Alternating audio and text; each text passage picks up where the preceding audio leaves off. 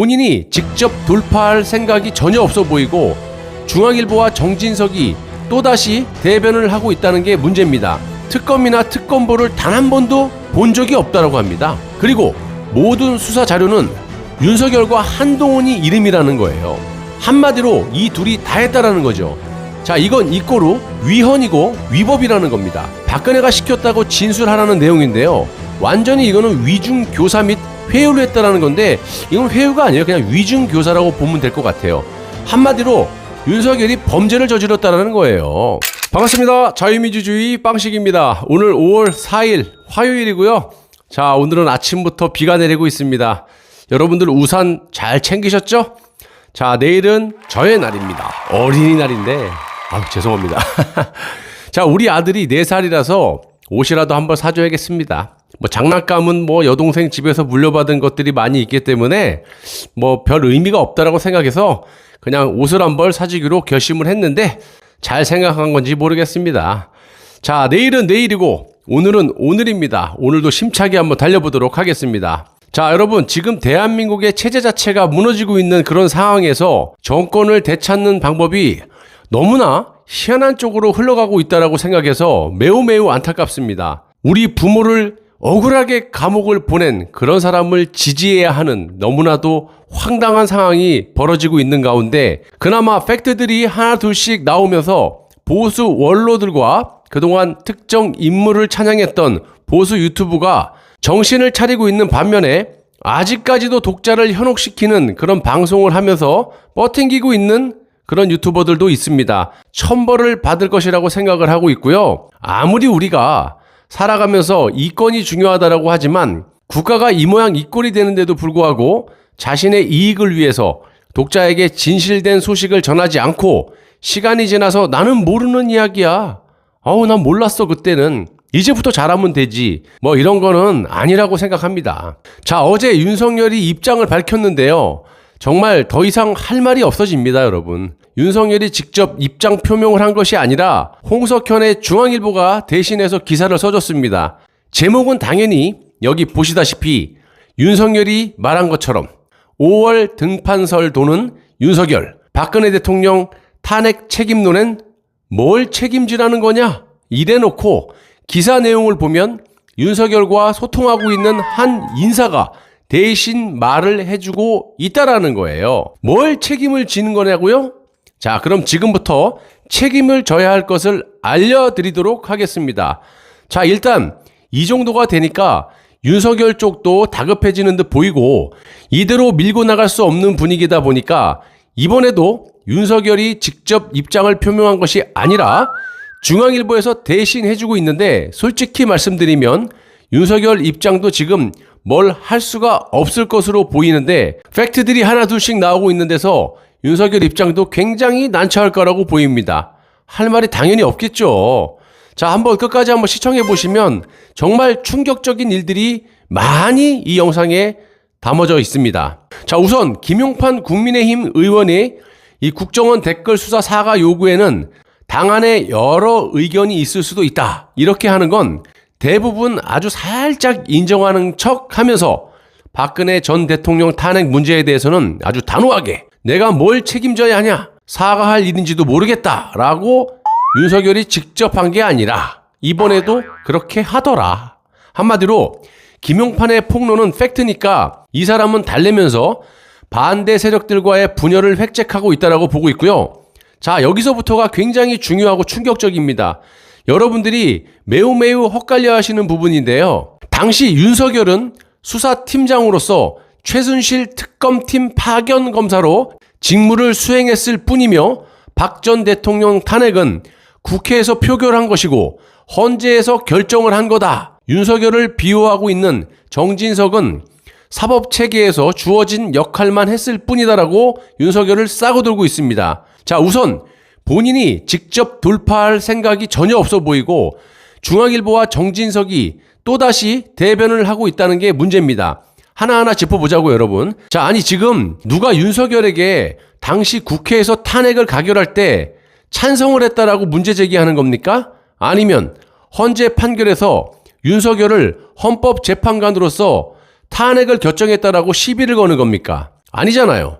최순실 특검팀의 파견 검사로 직무를 수행했던 과정에서 증거를 조작 날조 수사를 해서 탄핵의 근거를 만들었고 죄 없는 박근혜 대통령에게 30년 구형을 하고 감옥에 집어넣은 것을 말하는 건데 뭔 놈의 탄핵은 자기가 한 게 아니라고 국회와 헌재에서 했다고 말을 하냐 이 말입니다.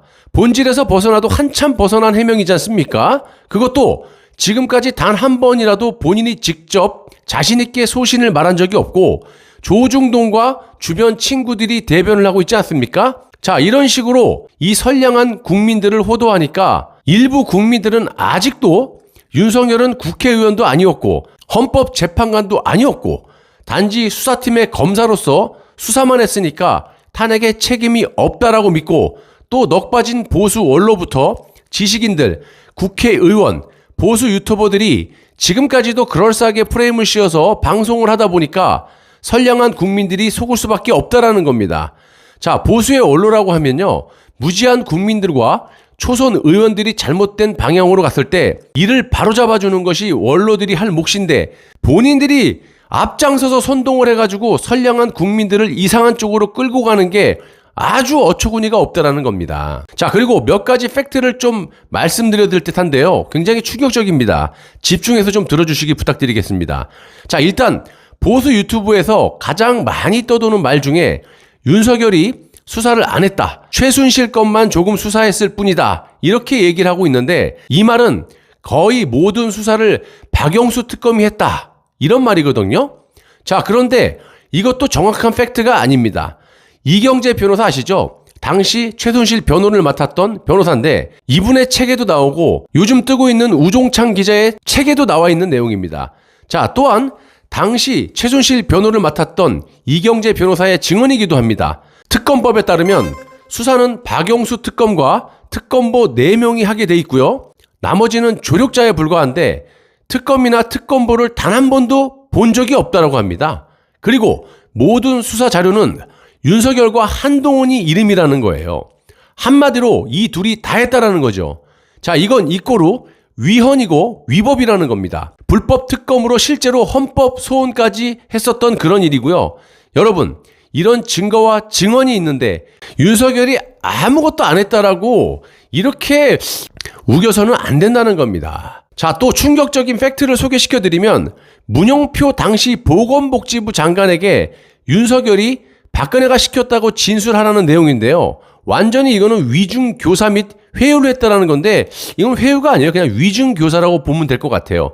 한마디로 윤석열이 범죄를 저질렀다라는 거예요. 일단 박근혜 대통령을 탄핵을 시키려면 뇌물을 먹었다라는 게 나와야 탄핵이 되기 때문에 이걸 윤석열이 조작했다라는 겁니다. 간단하게 말씀드리면 문영표 보건복지부 장관에게 박 대통령이 삼성물산과 제일모직의 합병에 대해서 박 대통령이 야 도와줘. 왜? 보건복지부 산하에 국민연금관리공단이 있으니까.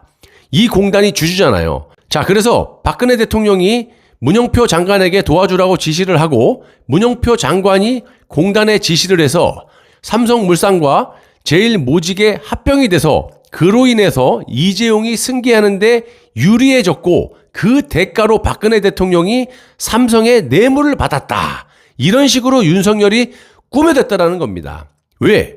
지방에 이름도 없던 평검사를 민주노총이 지령을 내려서 수사팀에 넣었을 때는 박 대통령을 무조건 보복 수사로 탄핵을 시켜서 감옥에 넣어야 하는데 대통령을 탄핵을 시키려면 뇌물을 받았다라는 것이 나와야 되지 않습니까? 자, 그러다 보니까 수사 기록을 조작 날조했다라는 겁니다. 그리고 문영표 장관이 실제 있었던 사실을 말하고 있고 문영표 장관이 이번에 폭로한 내용 중에 나는 국민연금공단에 지시 내린 적도 없다. 그런 내용을 특검에 그대로 진술을 했었다. 자, 그랬더만 담당 검사가 윤석열에게 데리고 갔다고 합니다. 자, 문영표 장관이 윤석열에게도 똑같이 진실을 이야기했는데 윤석열이 뭐라고 했느냐? 문영표 장관에게 대통령이 시켰다라고 진술해라. 그러면 다 끝나는데 왜 쓸데없이 혼자서 고집을 피우고 생고생을 사서 하냐고 이렇게 말을 했답니다. 와, 이 정도면요. 문영표 장관이 거짓말을 하고 있다든지 윤석열이 완전히 조작 날조 회유가 아니죠. 이 정도면 위중교사죠. 완전히 불법 수사를 한 거고 범죄자죠, 범죄자. 이 정도면 이런 사람을 보수 대통령으로 지지를 해야 됩니까? 자, 아니라면 해명을 하란 말이에요.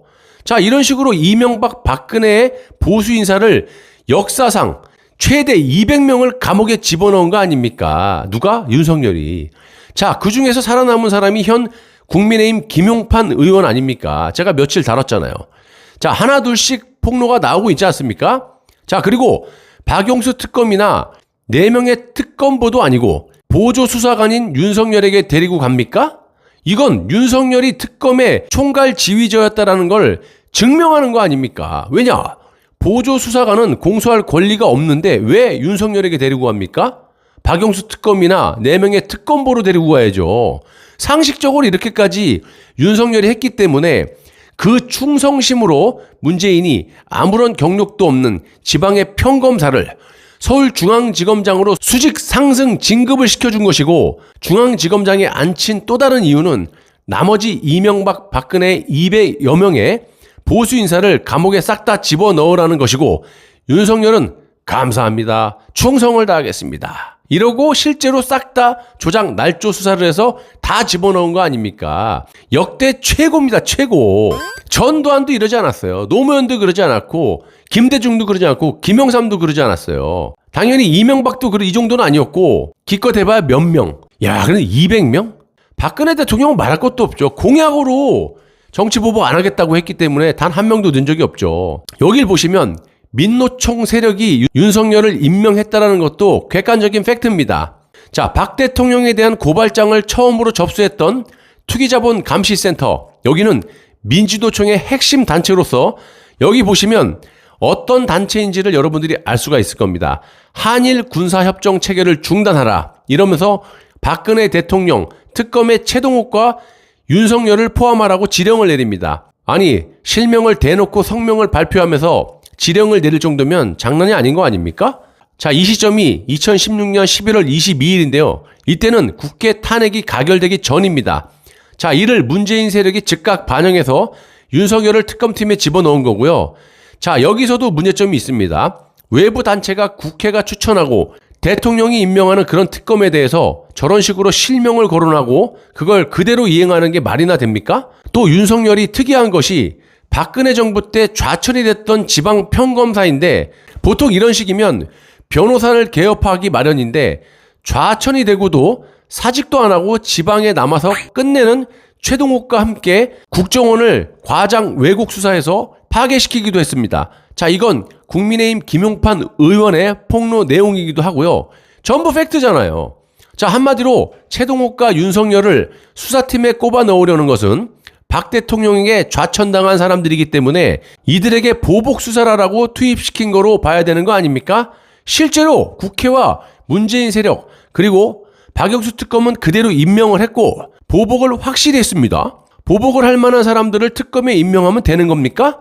공정한 수사가 되겠냐 이 말입니다. 자, 그런데 그렇게 됐고요. 자, 이는 공개적으로 마음껏 보복 수사를 한번 해봐 라고 판을 짜준 셈인 겁니다. 또 이 당시에도 윤석열은 문재인의 최측근인 양정철과 만나서 총선 출마를 논했고요. 완전히 이때부터 정치검사였어요. 또 윤석열은 탄핵을 기획한 조선일보의 기자와 만나서 법률 자문까지 해줬다라고 하지 않습니까? 와, 정말 알아갈수록 엄청난 사건이 아닐 수가 없습니다. 여러분, 정말 정신 바짝 차리시고 냉철한 판단을 하셔야 된다고 생각합니다. 곧 모든 사실이 밝혀지겠지만 이 정도만 해도 엄청난 사건의 당사자고요. 민주주의 체제 자체를 무너뜨린 그런 장본인이 될 수 있는 막중한 상황이라고 볼 수 있습니다.